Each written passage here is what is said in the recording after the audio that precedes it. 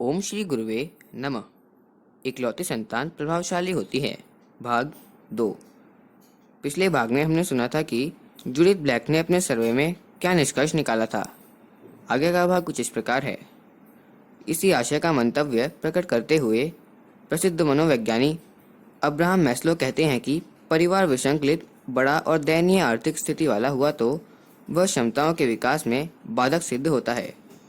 ऐसे परिवार में प्रतिभाओं के विकास की संभावना न्यून बनी रहती है और व्यक्ति अपनी क्षमताओं को विकसित कर परिष्कृत प्रतिभा की वह स्थिति प्राप्त नहीं कर सकता जिसे उन्होंने सेल्फ एक्चुअलाइजेशन के नाम से पुकारा है। प्रकारांतर से उनका सेल्फ एक्चुअलाइजेशन प्रतिभा परिष्कार का ही दूसरा नाम है।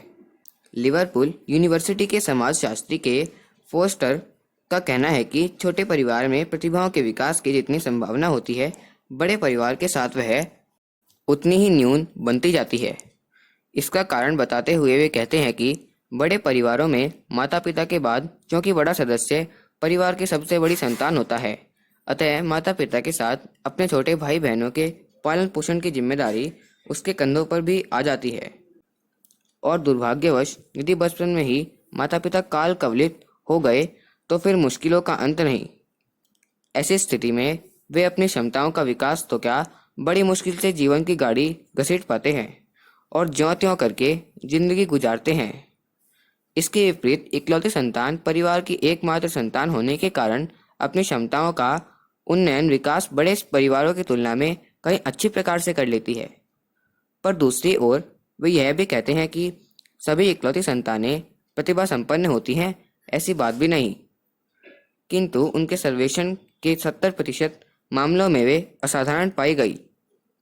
शेष 20% सामान्य बुद्धि वाले बच्चों के संबंध में उनका विचार है कि माता पिता के अतिशय लाड प्यार ने ही उन्हें बिगाड़ दिया, अन्यथा वे कभी भी किसी न किसी क्षेत्र में असाधारण बन सकते थे, क्योंकि उनके अनुसार साधारणतया उनकी अतिरिक्त विशेषता होती है।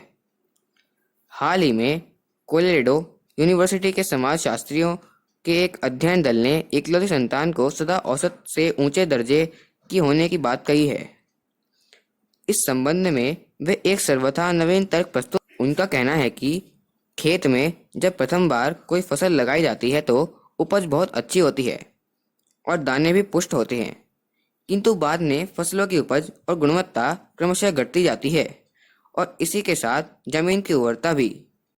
वे कहते हैं कि कुछ ऐसी ही संभावना प्रथम व एकल संतति के संस्कार और क्षमताओं के संबंध में भी हो सकती है। यहाँ यह प्रतिपादन अध्यात्म विज्ञान से काफ़ी कुछ साम्य रखता है। अध्यात्म भी इस बात को स्वीकारता है कि प्राण शक्ति के क्षरण के साथ साथ शारीरिक मानसिक क्षमताओं का ह्रास होता जाता है और यह सर्वविदित तथ्य है कि जनेंद्रियों से प्राण शक्ति का जितना अधिक क्षरण होता है उतना शायद ही किसी और मार्ग से। अस्तु प्रथम संतान की उत्पत्ति के समय माता पिता में जो शारीरिक मानसिक क्षमता विद्यमान थी उसे सिद्धांततः संतति में भी जानी चाहिए, और यदि यह सही है तो शोधकर्ताओं की इस बात में भी उतनी सच्चाई होनी चाहिए कि प्रथम संतान अधिक क्षमतावान होती है।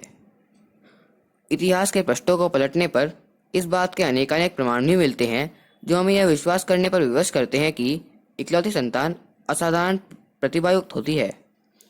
अखंड ज्योति, मई 1991, प्रश्न 36। ओम शांति।